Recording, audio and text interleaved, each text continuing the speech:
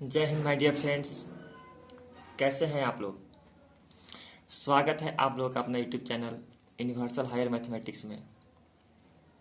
और मैं डीके मिश्रा आज डिस्कस करने जा रहा हूं 10th क्लास के एनसीईआरटी मैथ का first chapter real number. Real number का मतलब होता है वास्तविक संख्या। वास्तविक संख्या क्या होता है? वास्तविक संख्या क्या होती है? A set of rational and irrational number, परिमेय और अपरिमेय संख्या के समुच्चय को वास्तविक संख्या कहते हैं। परिमेय और अपरिमेय संख्या के समुच्चय को क्या बोलेंगे? वास्तविक संख्या। अब पता है परिमेय किसको बोलते हैं? जो संख्या रूट में हो और उसका स्क्वायर रूट ना हो। जैसे √2 का रूट नहीं होगा, √3 का भी रूट नहीं होगा, √5 का भी रूट नहीं होगा। लेकिन यदि हम बोलें √4 तो √4 का हो जाएगा 2, √9 3 हो जाएगा, इसका √16 4 हो जाएगा। तो कुछ ऐसे नंबर होते हैं जो रूट में होते हैं और उसका वैल्यू आप निकाल सकते हैं, और कुछ ऐसे होते हैं जिसका स्क्वायर रूट नहीं हो सकता है। जिस नंबर का स्क्वायर रूट नहीं हो सकता है उसे कहते हैं इरेशनल नंबर।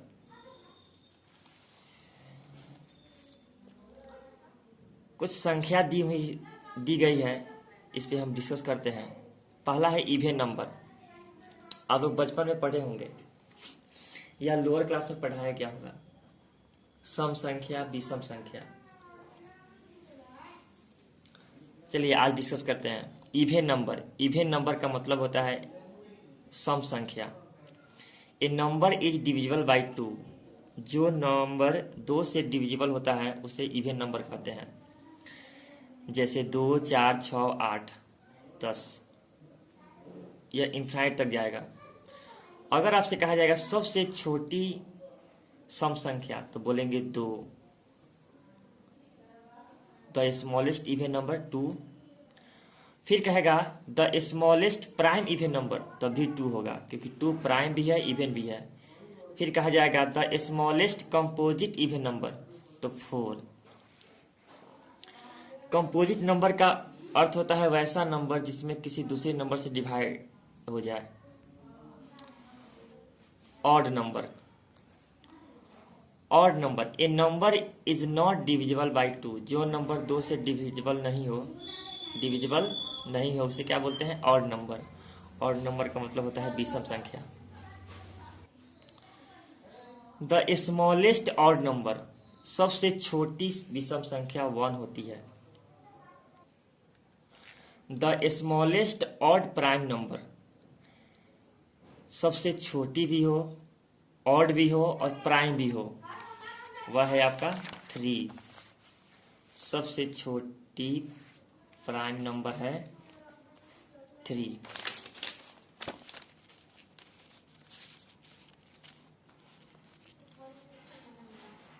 कंपोजिट नंबर का मतलब होता है भाज्य संख्या। A number which is divisible by another number other than 1 and itself. जिस नंबर में एक या स्वयं के साथ किसी दूसरी संख्या से विभाज्य हो उसे कहते हैं कंपोजिट नंबर। जैसे 4 1 से तो डिविजिबल होगा ही, 4 1 से भी विभाज्य होगा और 4 से भी विभाज्य होगा। दुनिया में कोई भी नंबर हो, कोई भी संख्या हो, वह 1 से भी विभाज्य होता है और अपने से भी विभाज्य होता है। लेकिन सोचेंगे क्या इसके अलावा यह किसी दूसरी संख्या से विभाज्य हो सकता है? जरूर हो सकता है। 4 2 से हो सकता है। अगर हम 6 की बात करते हो तो यह 1 और 6 के अलावा 2 से भी डिविजिबल है और 3 से भी है। अगर हम 8 की बात करते हैं तो यह 1 और 8 के अलावा 2 से भी डिविजिबल होगा और 4 से भी।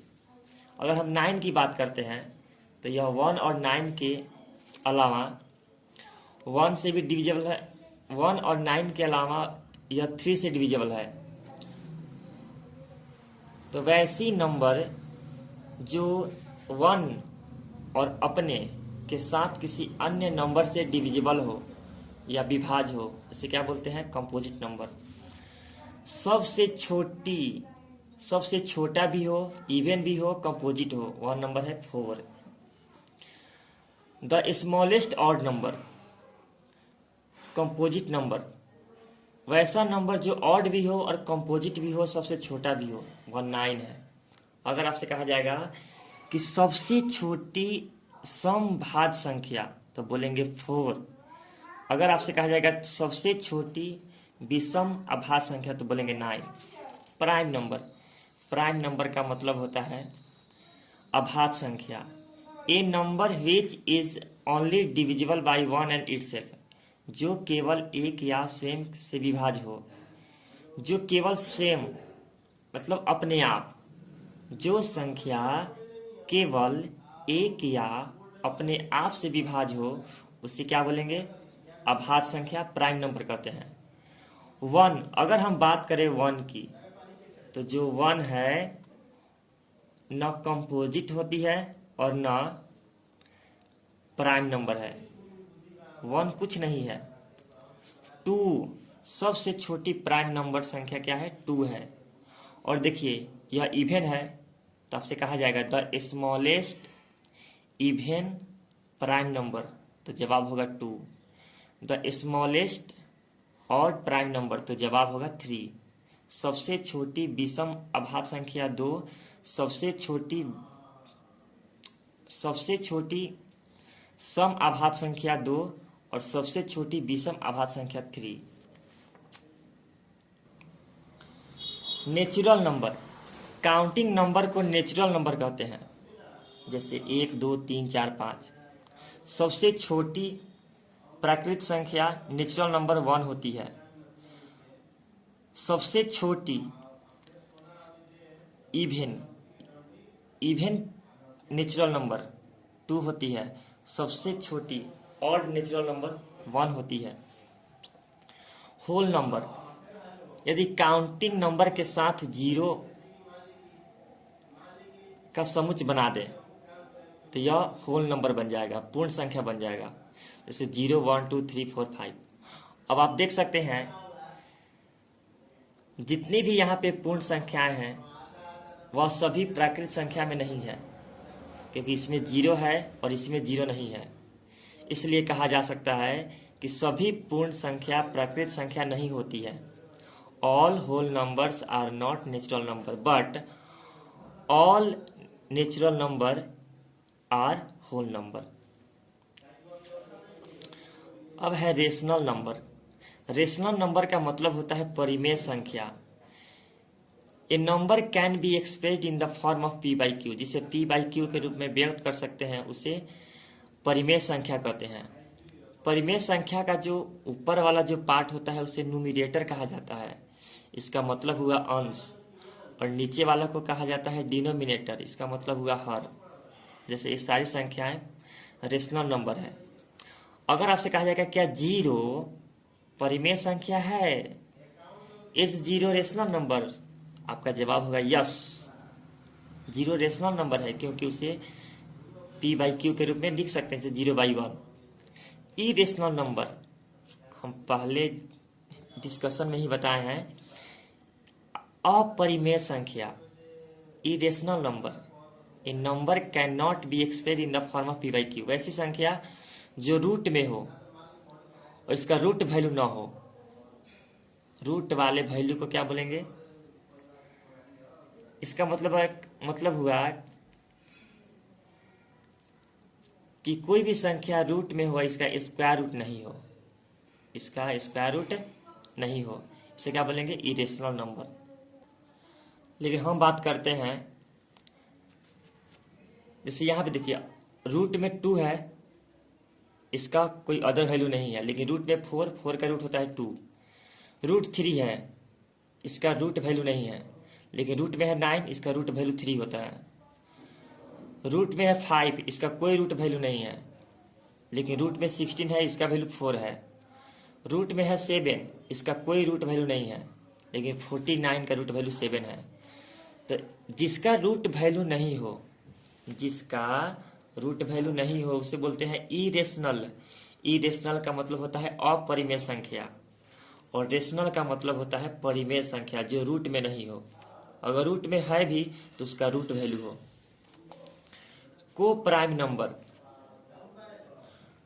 बहुत सारे स्टूडेंट्स इस नंबर को पूछने पर कंफ्यूज कर जाते हैं। जैसे अब यह नंबर होता क्या है, टू नंबर सच दैट, दो नंबर इस तरह से हो कि उसका HCF 1 हो। अब आपको HCF आता ही होगा, 5 क्लास में HCF पढ़ना है, LCM पढ़ना है। 5 क्लास में आप लोग तो स्कूल छोड़कर भाग जाते थे, पढ़ते ही नहीं थे। इंटीजर, इंटीजर का मतलब होता है ए पॉजिटिव और निगेटिव होल नंबर। पॉजिटिव और निगेटिव होल नंबर को क्या बोलते हैं, इंटीजर। जैसे -2, -1, उसके बाद होता है 0, उसके बाद 1, 2, 3, इस तरीके से यह इंटीजर हो गया। अब इस सारे नंबर, इन सभी संख्याओं के बारे में डिस्कस करने के बाद अब हम लोग शुरू करेंगे 10th क्लास के NCERT मैथ का फर्स्ट चैप्टर रियल नंबर, वास्तविक संख्या का 1.1। सबसे पहले NCERT, ये बहुत सारे स्टूडेंट को पता नहीं रहता है। NCERT बोलते हैं और NCERT का फुल फॉर्म ही पता नहीं रहता है। NCERT का फुल फॉर्म होता है national council of educational research and training, जिसको हिंदी में राष्ट्रीय शैक्षिक अनुसंधान और प्रशिक्षण परिषद कहा जाता है। कहता है का, अब एक और टॉपिक है यूक्लिड डिवीजन एल्गोरिथम या लेमा। आप लोग जब बचपन में थे तो पढ़े होइएगा, भाज बराबर भाजक गुने भागफल जोड़ शेष, डिवाइडेंड बराबर dividend equal to divisor into quotient plus remainder. ठीक वही टॉपिक 10th में आकर यूक्लिड डिवीजन एल्गोरिथम बन गया है। यहाँ पे एक कंडीशन है, यदि परीक्षा में पूछेगा कि a बराबर BQ प्लस R, a बराबर BQ प्लस R, तो R का मान क्या होगा, तो R का मान देखिए, R का मान 0 हो जाए, नहीं तो 0 से 12 होगा, और हमेशा छोटा होगा B से।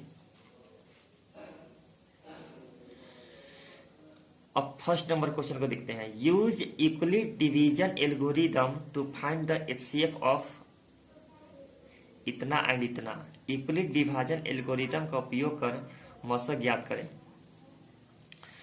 यहाँ पे दो नंबर दिया हुआ है, 135 और 225। इसका HCF निकालना है, मौसक निकालना है। तो सबसे पहले करना यूं है कि जो बड़ा वाला है उसको A मान लीजिए और जो छोटा वाला है उसको B मान लीजिए। अब यहाँ पे आप लिखेंगे लेट, लेट का मतलब होता है माना की। CBSE वाले लेट लिखेंगे और बिहार बोर्ड वाले माना की लिखेंगे। By Euclid division algorithm, CBSE वाले ई वाला लिखेंगे इंग्लिश वाला, और बिहार बोर्ड वाले लिखेंगे यूक्लिड विभाजन एल्गोरिथम से। अब यहाँ पे A बराबर क्या होता है, BQ प्लस R। A बराबर क्या होता है, BQ प्लस R। अब यहाँ पे R, यहाँ ऊपर बताए थे हम, यहाँ पे ऊपर आपको बताया गया था कि यदि A बराबर BQ प्लस R तो R का मान क्या होगा, तो R का मान 0 होगा, नहीं तो 0 से 12 होगा, और हमेशा छोटा होगा B से। ठीक वही चीज यहाँ पे लिखे हैं। अब आपको ये डिवाइड वाला HCF आता है कि नहीं, चलिए अगर नहीं आता है तो बताते हैं। छोटा है उसको बाहर लिखिए और जो बड़ा है उसको अंदर लिखिए। तो यहाँ पे 135 है, 135 एका 135, 135 एका 135, 135 1 जा 135 घटाए हैं आप, माइनस किए तो 90 चलाया। अब इसके ऊपर वाला अंदर 90 1 जा 90, फिर यहाँ पे माइनस कीजिएगा तो 45 चलाएगा। अब इसके ऊपर वाला अंदर 45 2 जा 90, जहां पे रिमाइंडर का वैल्यू 0 आ जाएगा समझ जाइए वहीं पे आपका HCF है 45। चलिए तो पहले हम क्या किए हैं, पहला वाला कंडीशन में लिखेंगे यहाँ पे केस 1, केस 1 225 में डिवाइड किए हैं 135 से, 225 में किए हैं 135 से, 135 1 जा 135, रिमाइंडर आ गया 9। तो ये वाला स्टेप खत्म हो गया। आइए सेकेंड स्टेप में, सेकेंड स्टेप में 135 में डिवाइड किए हैं 90 से, तो 90 1 जा 90, रिमाइंडर आया 45, इसलिए यहाँ पे लिखे हैं 90 1 जा 90 या 45 का 45।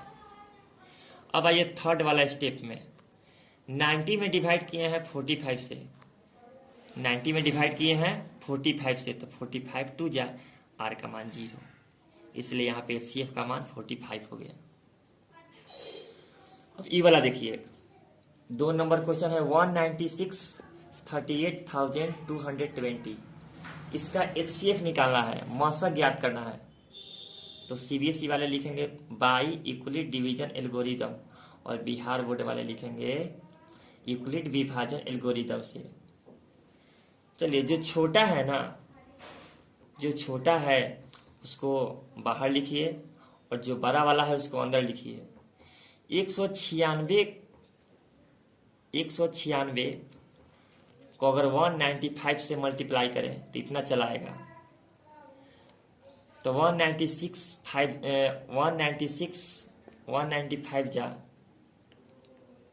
इतना चलाएगा, कट गया ये वाला, तो इसका डायरेक्ट मौसा का मान हो गया, HCF का मान हो गया 196। थर्ड नंबर क्वेश्चन देखिए, 867 है, यहाँ पे 255 है, तो बड़ा वाला को A मान लिए, छोटा वाला को B मान लिए। अब करना यूं है कि जो छोटा वाला है उसको बाहर लिख दीजिए और जो बड़ा वाला है उसको अंदर लिख दीजिए। 255 3 जा इतना, 255 में 1 से मल्टीप्लाई कीजिए, 2 से मल्टीप्लाई कीजिए, 3 से मल्टीप्लाई कीजिए, 867 आना चाहिए, नहीं तो 867 से कम आना चाहिए, लेस देन 867। तो 255 3 जा क्या हो जाएगा इतना। अब इसको हम माइनस कर दिए तो 102 चला आया। अब इसके ऊपर वाला अंदर डाल दिए तो 102 2 जा 204, फिर यहाँ पे माइनस किए तो 51 चला आया। 51 के ऊपर वाला फिर अंदर डाल दीजिए तो 51 2 जा 102 कट गया। अब CBSE वाले लिखेंगे बाई यूक्लिड डिवीजन एल्गोरिदम, और बिहार बोर्ड वाले लिखेंगे यूक्लिड विभाजन एल्गोरिदम से A बराबर BQ प्लस R, जहाँ पे R के लिए कंडीशन ही वाला होता है, 0 होगा, नहीं तो 0 से बड़ा होगा, छोटा होगा B से।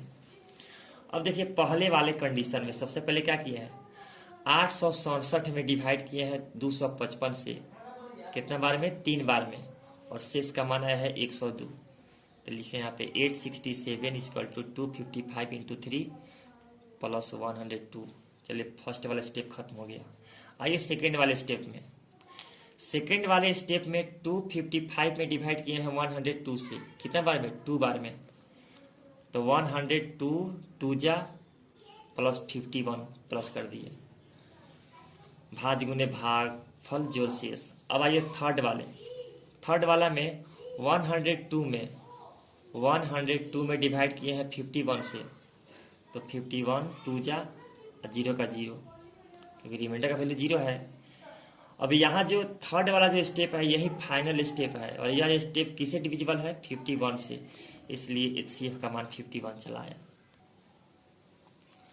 अब 2 नंबर क्वेश्चन है, so that any positive odd integer is of the form 6q plus 1 6q plus 3 6q plus 5 where q is a some integer. दिखाना है कि प्रत्येक धनात्मक विषम पूर्णांक 6q plus 1 6q plus 3 6q plus 5 के रूप का होता है। आपको क्या दिखाना है, आपको दिखाना है कि 6q प्लस 1 6q प्लस 3 और 6q प्लस 5। देखिए इधर वाला जो रहता है ना, यहाँ वाला यह हमेशा बी का वैल्यू होता है, क्योंकि बी क्यू, इसलिए यहाँ पे कोई भी नंबर दिया रहे, कोई भी नंबर, आप उसको बी कंसीडर कर लेंगे। तो सबसे पहले लिखेंगे लेट। लेट मतलब माना कि that positive odd integer be a, माना कि वह धनात्मक विषम पूर्णांक ए है, by Euclid division algorithm. Bihar board वाले लिखेंगे यूक्लिड विभाजन एल्गोरिदम से ए बराबर बी क्यू प्लस आर, जहाँ पे आर के लिए कंडीशन ई वाला है। It is a clear from question, अभी तो बताए हैं कि यहाँ पे जो भी हो, यहाँ पे जो रहता है उसको बी का वैल्यू क्या करते हैं, कंसीडर कर लेते हैं, मान लेते हैं। तो यहाँ पे हम मान लिए हैं b बराबर 6। जब b बराबर 6 है तो r का मान हमेशा 6 से छोटा होगा, 1 3 5।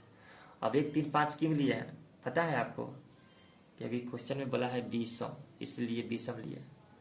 सम कहता तो क्या लेते, सम लेते। समझे कि ना पहले बताइए, अगर समझ में आ रहा है तो कमेंट बॉक्स में लिखिए, अगर डाउट है तो कमेंट बॉक्स में लिखिए। मैं अपने वीडियो में इम्प्रूव करूँगा, सुधारूँगा और अच्छे से अच्छे तरीक़ों से समझाने के ट्राई करूँगा, कोशिश करूँगा। अब यहाँ पे है a बराबर बी क्यू प्लस आर था, तो b का वैल्यू 6, तो 6 को पुट कर लीजिए तो 6q प्लस आर हो जाएगा। अब देखिए यहाँ पे 6q आ गया है, आपको मंगाना है 6q प्लस 1। आपको क्या मंगाना है, तो 6q आ गया है, आपको केवल 1 लाना है, तो r का वैल्यू 1 पुट कर लीजिए। तो यहाँ पे हमने क्या किया, केस 1 में putting r is equal to 1, तो 6q का 6q, r का वैल्यू 1, तो 6q प्लस 1 आ गया। फिर केस 2 में क्या किए, r का वैल्यू 3 डाल दिए, तो 6q का 6q। इसमें क्या किए, केस 2 में r का वैल्यू 3 डाल दिए, तो यहाँ पे 6q का 6q और r का मान 3 हो गया। और फिर क्या किया, केस 3 में r का वैल्यू 5 डाल दिए, तो 6q प्लस 5 हो गया। इन दिस वे, इस तरह से 6q plus 1, 6q plus 3, 6q plus 5 are not divisible by 2। जब 2 से जब डिविजिबल नहीं है तो वह ऑड है। इस तरीके से 6q plus 1, 6q plus 3, 6q plus 5 2 से विभाज्य नहीं हो सकता है q के किसी भी मान के लिए, इसलिए क्या है, धनात्मक विषम पूर्णांक है।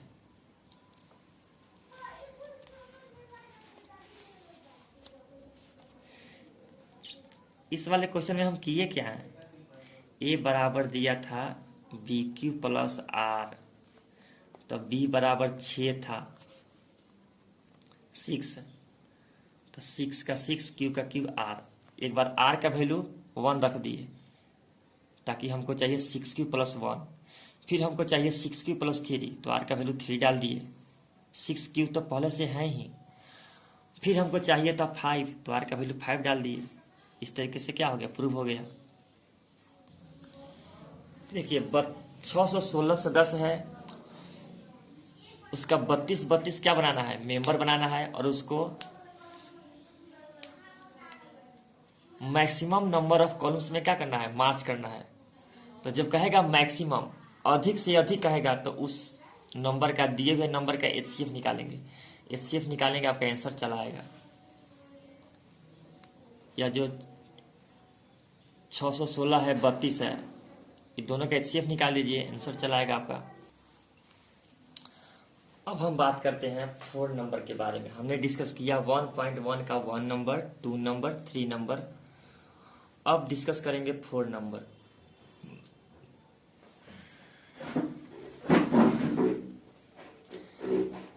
कहता है का use Euclid division lemma. Euclid division lemma का यूज कीजिए सो दैट, और दिखाइए square of any positive integer is either form of 3m और 3m plus 1 for some integer m। Euclid विभाजन प्रमेय का प्रयोग करके दर्शाना है कि धनात्मक विषम पूर्णांक का वर्ग किसी पूर्णांक m के लिए 3m या 3m प्लस 1 के रूप का होता है। लेट दी पॉजिटिव, सबसे पहले मानेंगे, क्या करेंगे, मानेंगे ना, मानना पड़ेगा। Let the positive integer be a, क्योंकि क्वेश्चन में केवल बोला है square of any positive integer, इसलिए हम माने हैं let the positive integer be a, तो माना कि वह धनात्मक पूर्णांक ए है। अब इधर से लिखेंगे बाई इक्वलिट डिवीजन एल्गोरिदम, और बिहार बोर्ड वाले भैया जी क्या लिखेंगे आप लोग?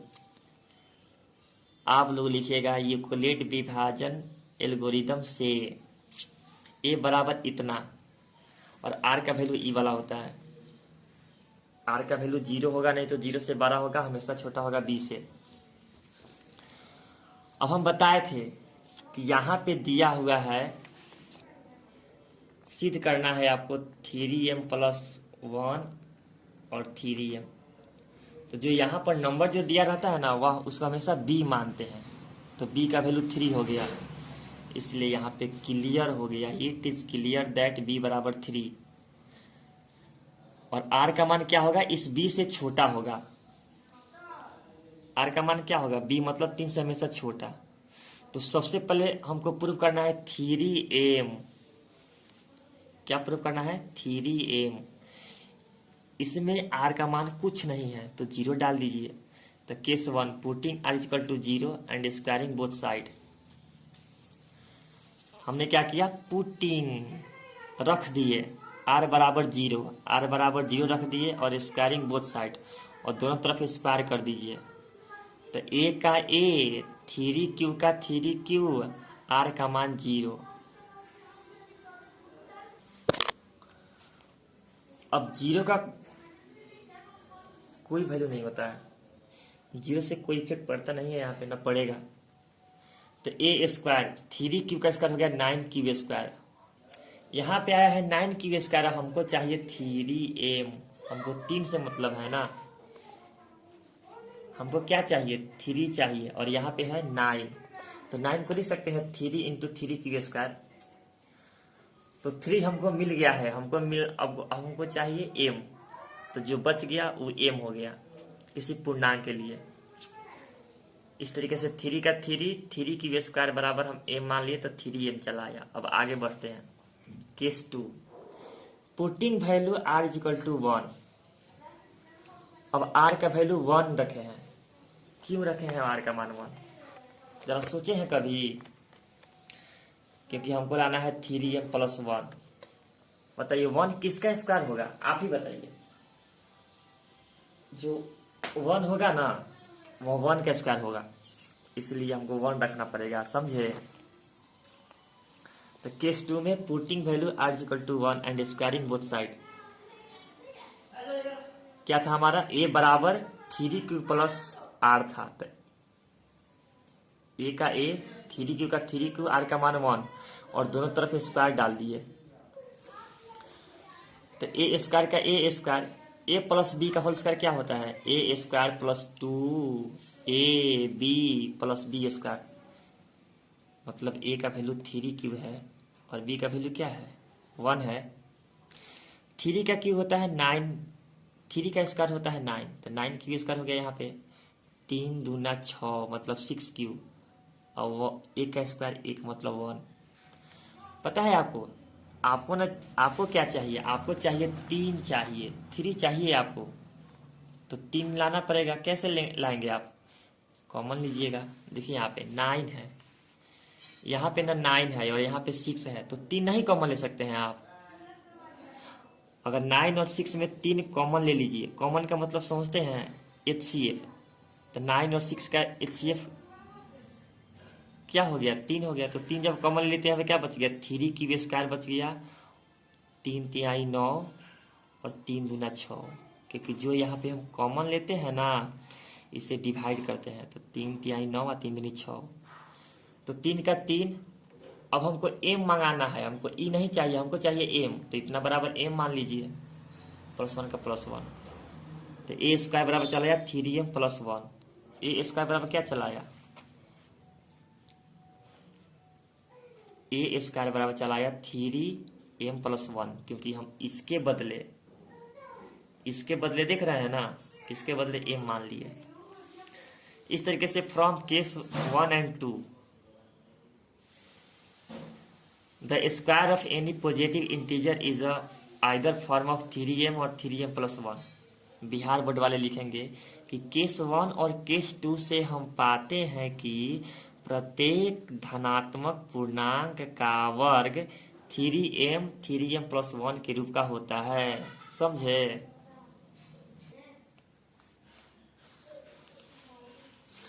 अब हम डिस्कस करेंगे 1.1 का 5 नंबर क्वेश्चन। लॉकडाउन चल रहा है, सारा स्कूल भी बंद है और आप लोग क्या कर रहे होंगे? कुछ मत कीजिए, टाइम निकलकर 6 से 7 घंटा पढ़ाई कीजिए, क्योंकि आज का पढ़ा जो आज पढ़िएगा वही आपका फ्यूचर तय करेगा। लेकिन आजकल क्या है, कुछ बच्चे हैं जो पूरा दिन फ्री फायर के में खेलते खेलते पूरा दिन बिता देते हैं। पहले फ्री फायर उनके दिमाग में घुसता है और फिर वे फ्री फायर में घुस जाते हैं। तो फ्री फायर में घुसिए नहीं, घुसिएगा हो गया, गोली मारते रहिएगा।